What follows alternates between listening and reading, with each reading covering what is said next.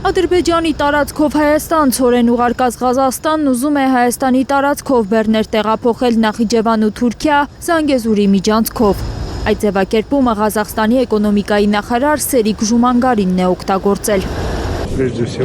Հիմա մենք Ադրբեջանի տարածքով գնում ենք Վրաստան, Սևծովյան նավահանգիստներ։ Նոր երթուղին թույլ կտա դուրս գալ Նախիջևան, այնուհետև անմիջապես Թուրքիա։ Նրա ծովային նավահանգիստներ։ Հայաստանի տարածքով երթուղին զգալիորեն կկրճատի ղազախական ընկերությունների ճանապարհը դեպի թուրքական նավահանգիստներ։ Ղազախստանը թուրքական պետությունների կազմակերպության ակտիվ անդամ է։ Զանգեզուրի միջանցքը Ղազախստանի համար նույն թուրանական միջանցքն է, թուրքական պետությունների մեծ երազանքը։ Սա պանթուրքական երազանքն է եւ հնարավորություն է տալիս թուրքական պետություններին ուղիղ իրար հետ կապվել։ Կարծես թե չի սխալվում Հայաստանի իշխանությունը, երբ ասում է, որ թրիփից կարող են օգուտ քաղել բոլորը, բայց ինչ օգուտ է ունենալու Հայաստանը։ Միգուցե թրիփի դիմաց Հայաստանը պահանջեր միաժամանակ սկսել սադարակ երազ հատվածի շահագործումը։ Միգուցե Հայաստանը վերջի վերջո պահանջեր բոլոր կապուղիների ապաշրջափակում, այլ ոչ թե կենտրոնանալ մենակ թրիփի վրա, որը Նախիջևանը կապում է Ադրբեջանին եւ Թուրքիայի հետ։ Հայաստանը կարող է շահել թրիփ ծրագրից միայն այն դեպքում, եթե կառուցվի Սյունիքից Արարատի մարզ մտնող երկաթուղու հատվածը։ Եթե գնացքը մտավ Նախիջևան, հետո ինչպես է մտնելու Հայաստան։ Պետք է գնաš հասնի Արարատի մարզ, լավ եւ թեքվի դեպի արևելք։ Այսօր այդ հատվածը չի կառուցվում։ Հայաստանը իր բյուջեում այդ հատվածի շինարարության համար սահմանից մինչև Երասխավան բյուջե չի հատկացրել։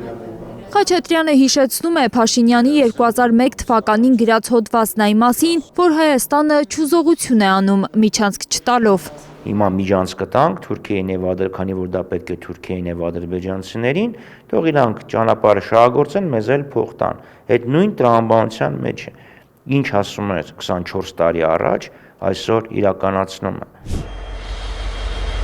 Հայաստանը դռները բացում է աշխարհի առաջ, Բոսֆորից մինչև Չինաստան թուրքական ապրանքներն անխոչնդոտ անցնելու են մեր տարածքով, բախումներ առաջացնելով տարածաշրջանում հետաքրքրություններ ունեցող երկրների միջև, մի կողմից Ռուսաստան-Իրան, մյուս կողմից թուրքական պետություններ։